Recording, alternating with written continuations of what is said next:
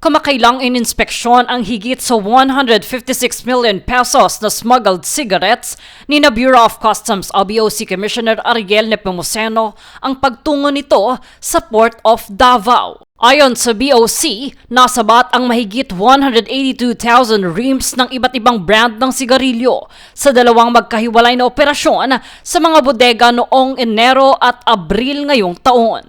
Isinagawa ang operasyon sa tulong ng intelligence reports at koordinasyon sa Philippine National Police o PNP na nagresulta sa pagkakatuklas ng mga produktong walang kaukulang import permit. Ayon pa sa BOC, lumabag ang mga nasabing kalakal sa Custom Modernization and Tariff Act at iba pang batas laban sa iligal na pagpasok ng produkto sa bansa. Ang nasabing operasyon ay bahagi ng pinaigting na kampanya ng pamahalaan laban sa smuggling upang maprotektahan ang kita ng gobyerno at matiyak ang maayos na kalakalan sa bansa. Jade Buhoy, nag-uulat para sa Golden Nation Network.